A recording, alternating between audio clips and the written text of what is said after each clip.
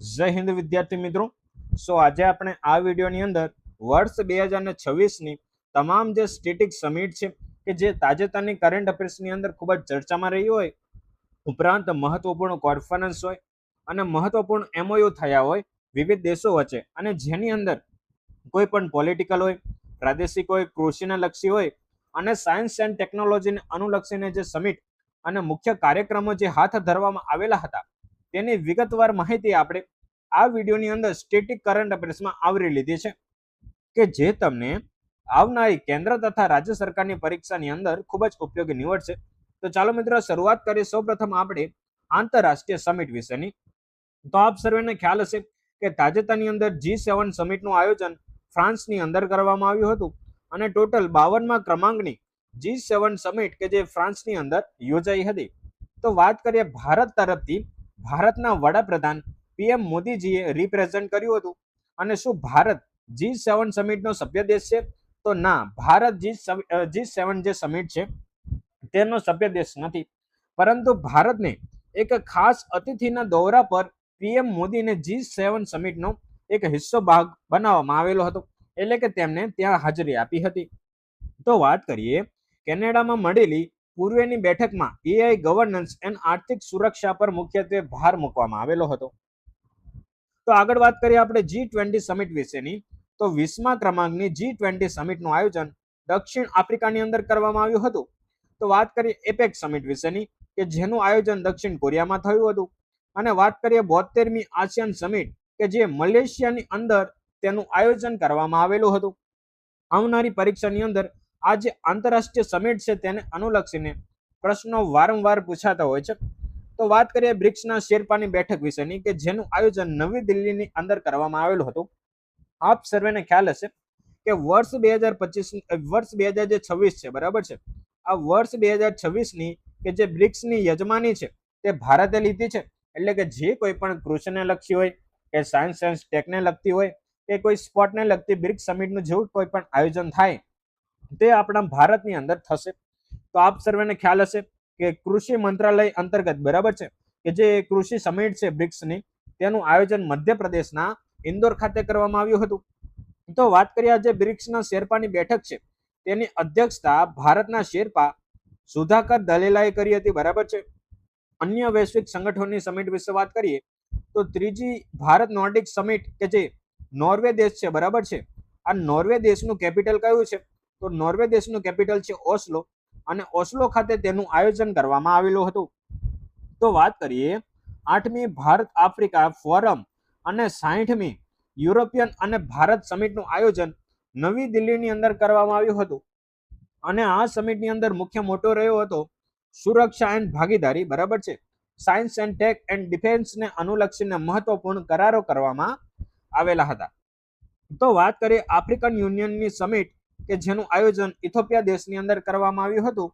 અને આપણને ઇથોપિયા દેશની અંદર કોટોપેક્સી નામનો જ્વાળામુખી જોવા મળે છે. તો વાત કરીએ G4 મ્યુનિકની બેઠકનું આયોજન આપણને જર્મની દેશની અંદર કરવામાં આવેલું છે. તો વાત કરીએ એશિયોની વર્ષ 2025ની વાત કરીએ, બરાબર છે, વર્ષ 2025ની અંદર તેનું આયોજન તિયાનજિન નામનું એક શહેર છે કે જે ચીનની અંદર આવેલું છે. આ તિયાનજિન નામના શહેરની અંદર એસસીઓની બેઠકનું આયોજન કરવામાં આવેલું હતું. તો વાત કરીએ જે એસસીઓ છે, બરાબર છે, શાંઘાઈ કોર્પોરેશન, કે જેનું હેડક્વાર્ટર આપણને ચીનના બીજિંગ ખાતે જોવા મળે છે. તો વાત કરીએ 8મી યુરોપિયન પોલિટિકલ કમ્યુનિટી, કે જેની સમિટનું આયોજન આર્મેનિયા દેશની અંદર કરવામાં આવ્યું હતું. આપ સર્વેને ખ્યાલ હોવો જોઈએ કે આર્મેનિયા અને જે અઝરબૈજાન વચ્ચે જે બંને દેશો છે તેમની બોર્ડર ડિસ્પ્યુટ ઇસ્યુ છે, બરાબર છે. એક કારાબોક નામનો એક પ્રદેશ આવેલો છે, તેના કારણે આ અઝરબૈજાન, બરાબર છે, અઝરબૈજાન અને આર્મેનિયા વચ્ચે ટસન રહેતી હોય છે. તો વાત કરીએ બિમસ્ટેક સ્તરીય મંત્રીઓની બેઠકનું આયોજન પણ કરવામાં આવેલું હતું. તો ચાલો મિત્રો હવે નેક્સ્ટ પોઈન્ટની આપણે વાત કરીએ. તો વૈશ્વિક પર્યાવરણ, અર્થતંત્ર અને ટેકનોલોજીના પ્લેટફોર્મ પર આધારિત મહત્વપૂર્ણ સમિટની દ્રષ્ટિએ વાત કરીશું. તો પર્યાવરણ અને ક્લાઇમેટ ચેન્જ વિશે વાત કરીએ તો બોન ક્લાઇમેટ કોન્ફરન્સનું આયોજન, કે જે યુએનની એક સંસ્થા છે, બરાબર છે, આ યુએનની સંસ્થાનું નામ છે UNFCCC, બરાબર છે, કે જે જર્મનીના બોન શહેરમાં યોજાઈ હતી. તો વાત કરીએ COP31ની પૂર્વ તૈયારીઓની બેઠકનું આયોજન જર્મનીના બોન શહેરમાં પરંતુ આવનારી પરીક્ષાની અંદર ખાસ કરીને જે વનપાલ અને વનરક્ષકની તૈયારી કરે છે તેમને કોન્ફરન્સ ઓફ પાર્ટીસનો ખૂબ જ ઊંડાણપૂર્વક અભ્યાસ કરવો પડશે. અને વાત કરીએ COP31, બરાબર છે, કે જેનું આયોજન તુર્કી દેશની અંદર કરવામાં આવશે, પરંતુ આ તુર્કી દેશનું નામ ચેન્જ કરીને હાલમાં તુર્કીએ કરવામાં આવેલું છે, બરાબર છે, તુર્કીએ, બરાબર. હાલમાં તે દેશનું નામ શું કરવામાં આવેલું છે? તુર્કીએ કરવામાં આવેલું છે. ચાલો મિત્રો આગળ વાત કરીએ. UN COP32 ક્લાઇમેટ સમિટ કે જે ઇથોપિયાના ખાતે આયોજન કરવામાં આવે છે, બરાબર છે. તો પર્યાવરણીય પહેલ વિશે વાત કરીએ તો નેધરલેન્ડ સાથે સેન્ટ માર્ટિન કોન્ફરન્સ અને બ્રાઝિલમાં COP30 દરમિયાન ટ્રોપિકલ ફોરેવર ફેસિલિટીની શરૂઆત કરવામાં આવેલી હતી. એટલે કે COP30 નું આયોજન ક્યાં કરવામાં આવેલું હતું? બ્રાઝિલમાં. અને COP31 નું આયોજન તુર્કી નામના દેશની અંદર કરવામાં આવશે. તો વાત કરીએ વૈશ્વિક નાણાકીય ટેક મંચ વિશેની, તો WEF નું ફૂલ ફોર્મ છે વર્લ્ડ ઇકોનોમિક ફોરમ, અને તેની જે સમિટ છે તેનું આયોજન દાવોસ સ્વિટ્ઝરલેન્ડમાં કરવામાં આવેલું હતું. તેની મુખ્યત્વે થીમ શું હતી? થીમ વિશે વાત કરીએ તો spirit of the dialogue theme હતી. ભારત તરફથી તેનું પ્રતિનિધિત્વ કેન્દ્રીય મંત્રી અશ્વિની વૈષ્ણવજી દ્વારા કરવામાં આવેલું હોય છે. તો વાત કરીએ G7 ક્રિટિકલ મિનરલ્સ મિનિસ્ટ્રીયલ જે બેઠકનું આયોજન, જેની અંદર અશ્વિની વૈષ્ણવજીએ US દ્વારા હોસ્ટ કરાયેલી આ બેઠકમાં હાજરી આપી હતી. તો વાત કરીએ UN ઓશન કોન્ફરન્સનું આયોજન નાઇસ ફ્રાન્સ ખાતે કરવામાં આવ્યું હતું. અને મ્યુનિક સુરક્ષા કોન્ફરન્સ આપણે આગળ વાત કરી, જેનું આયોજન જર્મની દેશની અંદર કરવામાં આવેલું હતું. તો વાત કરીએ G7 under world health summit કે જેનું આયોજન ફ્રાન્સ દેશની અંદર, અને વર્લ્ડ સોશિયલ સમિટનું આયોજન કતાર દેશની અંદર કરવામાં આવેલું હતું. અને કતારનું કેપિટલ કયું છે? તો દોહા છે, બરાબર છે. કતારનું કેપિટલ છે દોહા. અને આ કતાર દેશ દ્વારા આપ સર્વેને ખ્યાલ હશે કે સૌથી વધુ LPG અને જે PNG ગેસ છે, બરાબર છે, LPG અને PNG ગેસનું એક્સપોર્ટ કરતો વિશ્વનો સૌથી મોટો દેશ છે. તો વાત કરીએ મોબાઈલ વર્લ્ડ કોંગ્રેસનું આયોજન બાર્સેલોના દેશની અંદર કરવામાં આવેલું હતું. તો ચાલો મિત્રો હવે નેક્સ્ટ પોઈન્ટ ઉપર આપણે વાત કરીશું. તો ભારતમાં યોજાયેલી મહત્વપૂર્ણ સમિટ વિશે વાત કરીએ તો રાજકીય અને સુશાસન સમિટ વિશે વાત કરીએ તો કોમનવેલ્થ પાર્લામેન્ટરી એસોસિએશન એટલે કે CPA ની બેઠક કે જે બીજી CPA India regional zone conference કે જેનું આયોજન ચંદીગઢ શહેરની અંદર કરવામાં આવેલું હોય છે. તો વાત કરીએ જે પંજાબ છે અને હરિયાણાનું કેપિટલ કયું છે? તો ચંદીગઢ છે. તો વાત કરીએ આ સમિટની અંદર લોકસભાના અધ્યક્ષ ઓમ બિરલા દ્વારા તેનું ઉદ્ઘાટન કરવામાં આવ્યું હતું, અને તેના અધ્યક્ષ હોય છે હરવિંદર કલ્યાણ, બરાબર છે. તો આની મુખ્ય થીમની વાત કરીએ તો વિકસિત ભારત ફોર 2047, બરાબર છે, કે ભારત સરકાર દ્વારા વિકસિત ભારત મિશન વર્ષ 2047 સુધી એક્સટેન્ડ કરેલું છે. તો આની અંદર મુખ્ય મોટો શું હતો એના વિશે વાત કરીએ તો લક્ષ્યાંકોમાં ધારાસભ્યો અને જાગૃત સમાજની ભૂમિકા, બરાબર છે. મોસ્ટ ઇમ્પોર્ટન્ટ અવારનવાર જીપીએસસી અને કેન્દ્ર સરકારની પરીક્ષામાં પૂછાય છે. રાયસીના ડાયલોગ વર્ષ 2026માં નવી દિલ્હીમાં PM મોદી અને એલેક્ઝાન્ડર સ્ટબ દ્વારા તેનું ઉદ્ઘાટન કરવામાં આવેલું હતું. તો તેનું આયોજન વર્ષ 2016 થી ભારત તેનું અગ્રણી રહ્યું છે. અને વાત કરીએ ગ્લોબલ જીઓપોલિટિક્સ અને જીઓ ઇકોનોમિક્સ ફોરમને અનુલક્ષીને રાયસીના ડાયલોગ્સનું આયોજન કરવામાં આવે છે, અને વર્ષ 2026માં ભારતમાં નવી દિલ્હી ખાતે તેનું આયોજન કરવામાં આવેલું હતું. તો વાત કરીએ રાષ્ટ્રીય ચૂંટણી પંચ કોન્ફરન્સ વિશેની કે ઇલેક્શન કમિશન ઓફ રાષ્ટ્રીય જે કોન્ફરન્સનું આયોજન નવી દિલ્હીમાં કરવામાં આવ્યું હતું, અને તેનું ઉદ્ઘાટન મુખ્ય ચૂંટણી કમિશનર જ્ઞાનેશ કુમારજી દ્વારા કરવામાં આવેલું હોય છે. તો ચાલો મિત્રો એક પ્રશ્નનો આપ સર્વે વિદ્યાર્થી મિત્રો કોમેન્ટ બોક્સમાં આન્સર આપી દેજો કે ભારતના પ્રથમ કે જે ચૂંટણી કમિશનર કોણ હતા, બરાબર છે. આપ સર્વે વિદ્યાર્થી મિત્રો કોમેન્ટ બોક્સની અંદર અવશ્ય જણાવજો. તો ચાલો મિત્રો હવે નેક્સ્ટ પોઈન્ટની આપણે વાત કરીએ. તો વાત કરીએ અન્ય બેઠકો વિશે વાત કરીએ તો પ્રગતિ બેઠક વિશે વાત કરીએ તો વડાપ્રધાન નરેન્દ્ર મોદીએ આ પ્રગતિની 50મા ક્રમાંકની બેઠકની અધ્યક્ષતા કરી હતી. આ બેઠક દરમિયાન દેશના વિવિધ વિકાસલક્ષી પ્રોજેક્ટની સમીક્ષા કરવામાં આવેલી હતી. તો વાત કરીએ નેશનલ વિધાન એપ્લિકેશન નેવા વિશેની, તો સમગ્ર દેશની વિધાનસભાઓને ડિજિટલાઇઝ એન્ડ પેપરલેસ બનાવવા માટે હેતુસર આ રાષ્ટ્રીય કોન્ફરન્સનું આયોજન ભારતની અંદર કરવામાં આવેલું હતું. તો વાત કરીએ 8મી ગવર્નન્સ સમિટ વિશેની, કે આ પ્રતિનિધિ સમિટ કે જે મોહાલીની અંદર કરવામાં આવેલી હતી.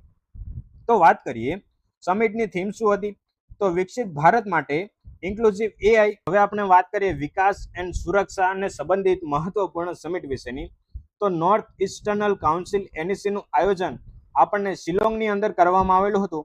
તો 73મા સત્રનું આયોજન કરવામાં આવેલું હતું ગૃહમંત્રી અમિત શાહની અધ્યક્ષતામાં શિલોંગમાં. તો ઉત્તર પૂર્વ ભારતના ઇન્ફ્રાસ્ટ્રક્ચર અને પ્રાદેશિક કનેક્ટિવિટીના મુદ્દાઓ પર ઊંડાણપૂર્વક ચર્ચા કરવા માટે નોર્થ ઇસ્ટ કાઉન્સિલ કે જે 73મા ક્રમાંકની મેઘાલયના શિલોંગ ખાતે તેનું આયોજન કરવામાં આવેલું હતું. તો વાત કરીએ શિલોંગના પ્રવાસ દરમિયાન north east investment summit and bankers કોન્ક્લેવની પણ વિશેષ સમીક્ષાઓ હાથ ધરવામાં આવેલી હતી. તો વાત કરીએ સુરક્ષા અને વિકાસ બેઠકોની, તો એનકોર્ડ બેઠકનું આયોજન નાર્કો કોઓર્ડિનેશન સેન્ટરની 9મી બેઠક ગૃહમંત્રી અમિત શાહની અધ્યક્ષતામાં નવી દિલ્હી ખાતે યોજાઈ હતી. તો ઇનલેન્ડ વોટરવેઝ કાઉન્સિલનું આયોજન 3જી બેઠકમાં સર્વાનંદ સોનોવાલના અધ્યક્ષપદે કોચી ખાતે કરવામાં આવેલું હતું. અને કોચીને આપણે ભારતના અરબ સાગરની રાણી તરીકે ઓળખીએ છીએ. તો વાત કરીએ અર્બન મોબિલિટી કોન્ફરન્સનું આયોજન શહેરી વાહન વિહાર અને સસ્ટેનેબલ મોડેલ અને નવીનતાના પ્રદર્શન માટે આ કોન્ફરન્સનું આયોજન કરવામાં આવેલું હતું. હવે વાત કરીએ કૃષિ અને પર્યાવરણલક્ષી મહત્વપૂર્ણ સમિટો વિશે વાત કરીએ, તો વાત કરીએ સેપલિંગ ડાયલોગ વિશેની, કે South Asian policy leaders for improve nutrition and growth, કે જેનું ભવ્ય ઉદ્ઘાટન અમદાવાદની અંદર ચિરાગ પાસવાનજી દ્વારા કરવામાં આવેલું હતું. તો આનું ફૂલ ફોર્મ યાદ રાખજો કે South Asian policy leadership for improve nutrition and growth, બરાબર છે. એટલે કે સેપલિંગનું આયોજન એટલે ઉદ્ઘાટન અમદાવાદમાં. તો વાત કરીએ તેના મુખ્ય કેન્દ્ર બિંદુ શું રહ્યા હતા, તો ફૂડ પ્રોસેસિંગ છે, ન્યુટ્રિશન છે, પોષણ સ્તર સુધારવા અને દક્ષિણ એશિયાની વચ્ચે સહયોગ વધારવો છે. આવનારી પરીક્ષાને લઈને મોસ્ટ IMP પ્રશ્ન બનશે કે બ્રિક્સની કૃષિ સમિટ, આપ સર્વેને ખ્યાલ હશે કે વર્ષ 2026માં કે જે બ્રિક્સ સમિટનું આયોજન ભારત દેશની અંદર કરવામાં આવી રહ્યું છે, એટલે કે ભારતે વર્ષ 2026ની બ્રિક્સ સમિટનું યજમાની કરી છે. તો બ્રિક્સ કૃષિકારી જૂથની મંત્રીઓની બેઠક એટલે કે મધ્યપ્રદેશના ઇન્દોર ખાતે યોજાઈ હતી, જેમાં ડિજિટલ ફાર્મિંગ અને કૃષિ ક્ષેત્રમાં AI ના ઉપયોગ પર ભાર મૂકવામાં આવેલો હતો. તો ઇન્ટરનેશનલ બિગ કેટ અલાયન્સ, બરાબર છે, તો જેની અંદર જે એનિમલ છે જેમ કે લેપર્ડ છે, પછી છે ટાઈગર છે, લાયન છે, પછી એ રીતના જે ઘણા બધા જેગુઆર છે, એવા અલગ અલગ જે ઇન્ટરનેશનલ બિગ કેટ અલાયન્સની અંદર સમાવવામાં આવેલા છે તેની પ્રથમ, બરાબર છે. અવારનવાર પરીક્ષાની અંદર પૂછાઈ જાય કરંટ બેઝ ભારતની પ્રથમ, તો પ્રથમ આંતરરાષ્ટ્રીય બિગ કેટ એલાયન્સ સમિટનું આયોજન નવી દિલ્હીની અંદર કરવામાં આવેલું હતું. તો આપને જણાવી દઉં કે જે કોંગો દેશ છે, બરાબર છે, ઉપરાંત કે જે આફ્રિકન કન્ટ્રી છે તે દેશની અંદર આપણને એક ઇબોલા નામનો રોગ જોવા મળેલો હતો, બરાબર છે. આ ઇબોલા નામના રોગના કારણે આ સમિટનું અધ્યક્ષ છે ને તાજેતરની અંદર ભારત દ્વારા પોઝ કરવામાં આવેલું હતું, એટલે કે સ્થગિત કરવામાં આવેલી હતી. તો વાત કરીએ સમિટની થીમ હતી save big cat and save humanity. તો મહત્વની નોંધની વાત કરીએ તો સાઉદી અરેબિયા કે જેને 26મા સભ્ય દેશ તરીકે આ એલાયન્સમાં સત્તાવાર રીતે જોડાયું છે. તો વાત કરીએ ખરીફ રાષ્ટ્રીય કૃષિ કોન્ફરન્સ કે જેનું આયોજન નવી દિલ્હીમાં કરવામાં આવેલું હતું, જેમાં રાજ્યના કૃષિ મંત્રીઓ અને વૈજ્ઞાનિકોએ આગામી મોસમનું રોડ મેપ તૈયાર કર્યું હતું. તો ચાલો મિત્રો હવે નેક્સ્ટ પોઈન્ટની વાત કરીએ, તો પ્રાદેશિક એન્ડ ક્રોપ સમિટ વિશેની વાત કરીએ, તો ઈસ્ટર્ન રિજનલ એગ્રીકલ્ચર કોન્ફરન્સ કે જે પૂર્વ ભારતની કૃષિ પદ્ધતિઓના આધુનિકીકરણ માટે ભુવનેશ્વરની અંદર તેનું આયોજન કરવામાં આવેલું હતું. ક્યાં આયોજન થયું હતું, તો ભુવનેશ્વરની અંદર. તો નેશનલ ક્રોપ ન્યુટ્રિશન સમિટનું આયોજન મુંબઈની અંદર કરવામાં આવેલું હતું, એ જેમાં પાકની પોષણ ક્ષેત્રે નવી તકનીકો લાવવાના ઉદ્દેશ્ય સાથે નેશનલ ક્રોપ ન્યુટ્રિશન સમિટનું આયોજન કરવામાં આવેલું હતું. તો વાત કરીએ તેની થીમ હતી કોન્વરેજ, કોલેબરેટ અને કો ક્રિએટ છે. તો આંતરરાષ્ટ્રીય સ્પાઇસ કોન્ફરન્સનું આયોજન કે જે આપણને કોચી ખાતે કરવામાં આવેલું હતું, કેરળના કોચી ખાતે. મુખ્ય વાત છે કે મસાલા ઉદ્યોગના વૈશ્વિક પ્રસાર અને વેપાર વધારવા માટે જે આંતરરાષ્ટ્રીય સ્પાઇસ કોન્ફરન્સનું આયોજન કરવામાં આવેલું હતું. તો વાત કરીએ પ્રાકૃતિક ખેતી અને ડેમ સેફ્ટી સમિટ વિશેનું, તો દક્ષિણ ભારતની પ્રાકૃતિક ખેતી સમિટનું આયોજન કે જે દક્ષિણ ભારતના રાજ્યોમાં કેમિકલ મુક્ત પ્રાકૃતિક કૃષિ પદ્ધતિઓને વેગ આપવા માટે યોજાઈ હતી. તો વાત કરીએ ડેમ સેફ્ટી પર આંતરરાષ્ટ્રીય કોન્ફરન્સ કે dam rehabilitation and improvement project એટલે કે ડ્રીપ હેઠળ ઇન્ડિયન ઇન્સ્ટિટ્યૂટ ઓફ બેંગલુરુ ખાતે યોજાઈ હતી, જેમાં 12 વિવિધ દેશોએ ઉત્સાહપૂર્વક ભાગ લીધો હતો. તો વાત કરીએ આવનારી પરીક્ષાની અંદર મોસ્ટ ટાઈમ એ ભારતની અંદર એઆઈ ઇમ્પેક્ટ સમિટ વર્ષ 2026માં આયોજન કરવામાં આવેલું હતું અને સૌથી નાની ઉંમરના 8 વર્ષના રણવીરસિંહ સચદેવાએ આ સમિટની અંદર વક્તા બન્યા હતા અને આરોગ્ય મંત્રી જેપી નડ્ડાજીએ આરોગ્ય સેવાઓ માટે સુદૃઢ શાહી અને બૌદ્ધ નામની એઆઈ યોજના વિકસાવી હતી. તો વાત કરીએ દુર્લભ રોગો પર રાષ્ટ્રીય કોન્ફરન્સ વિશે. તેનું આયોજન નવી દિલ્હીમાં થયું હતું, જેમાં અસાધ્ય દુર્લભ રોગોથી પીડાતા દર્દીઓ માટે પ્રતિ દર્દી 50 લાખ રૂપિયાની સહાય પૂરી પાડતી આરોગ્ય નીતિઓ પર ચર્ચા કરવામાં આવેલી હતી. તો બ્રિક્સ હેલ્થ વર્કિંગ ગ્રુપનું સમિટનું આયોજન નવી દિલ્હીમાં. આગળ જણાવીએ એ પ્રમાણે તો કૃષિ મંત્રીઓની જે બ્રિક્સ સમિટનું આયોજન મધ્યપ્રદેશના ઇન્દોરમાં અને બ્રિક્સ હેલ્થ વર્કિંગ ગ્રુપની મીટિંગનું આયોજન નવી દિલ્હીની અંદર કરવામાં આવેલું હતું, જેમાં 9 બ્રિક્સ સભ્ય દેશોના પ્રતિનિધિઓએ ભાગીદારી સાથે પ્રથમ સત્તાવાર બેઠક યોજાઈ હતી. તો સ્મોપ કોન્ફરન્સ વિશે વાત કરીએ તો ઈસરો દ્વારા સ્પેસ ક્રાફ્ટ મિશન ઓપરેશન અંતર્ગત આંતરરાષ્ટ્રીય કોન્ફરન્સનું આયોજન બેંગલુરુની અંદર કરવામાં આવેલું હતું. તો નેક્સ્ટ પોઈન્ટની આપણે વાત કરીએ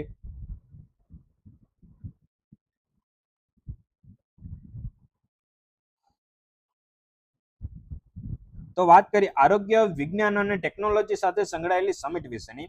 તો સંશોધન અને તબીબી સમિટ વિશેની વાત કરીએ તો વર્લ્ડ ઓશન સાયન્સ કોંગ્રેસનું આયોજન સમુદ્ર વિજ્ઞાન સંશોધન માટે ગોવામાં કરવામાં આવેલું હતું. આવનારી પરીક્ષાની અંદર આરોગ્યને અનુલક્ષીને ભારતની અંદર પ્રથમમાં પ્રશ્ન પૂછાય 100% બરાબર છે કે ઓપ્થોમોલોજી રિસર્ચ કોન્ફરન્સ કે જે ભારતની પ્રથમ આંતરરાષ્ટ્રીય આંખ સંશોધન કોન્ફરન્સનું આયોજન નવી દિલ્હીમાં. તો બ્રેન કમ્પ્યુટર ઇન્ટરફેસ કોન્ફરન્સ કે જે નવી દિલ્હીમાં સીડીએસ અનિત ચૌહાણ દ્વારા તેનું ઉદ્ઘાટન કરવામાં આવેલું હતું. તો 9મી ફાર્મામેડ કોન્ફરન્સનું આયોજન સસ્તી આરોગ્ય સેવા અને ફાર્મા ઇનોવેશન માટે નવી દિલ્હીમાં આયોજન. તો વાત કરીએ ડિજિટલ લર્નિંગ એન્ડ વિજ્ઞાન ક્ષેત્રે તો ભારત બોધન એઆઈ કોન્ક્લેવ શિક્ષણમાં આર્ટિફિશિયલ ઇન્ટેલિજન્સને વેગ આપવા માટે ભારત મંડપમમાં તેનું આયોજન કરવામાં આવેલું હતું. તો રિજનલ ઓપન ડિજિટલ હેલ્થ સમિટનું આયોજન કે જે ભારતમાં થયું હતું. તો 9મી પ્રેરણાદાયી આંતરરાષ્ટ્રીય વિજ્ઞાન કોન્ફરન્સ કે જેનું દાર્જિલિંગમાં ભારતના પ્રેસિડેન્ટ દ્રૌપદી મુર્મુજી દ્વારા કરવામાં આવેલું હતું. તો આપ સર્વે વિદ્યાર્થી મિત્રો કોમેન્ટની અંદર આન્સર આપજો કે આપણા જે પ્રેસિડેન્ટ છે કે દ્રૌપદી મુર્મુજી કે જે કયા ટ્રાઇબથી બિલોંગ કરે છે, બરાબર છે, ઝારખંડના કયા ટ્રાઇબથી જોડાયેલા છે, અવશ્ય કોમેન્ટ કરજો. તો વાત કરીએ હ્યુમસ ડાયલોગ, બરાબર છે, 6.0 નું આયોજન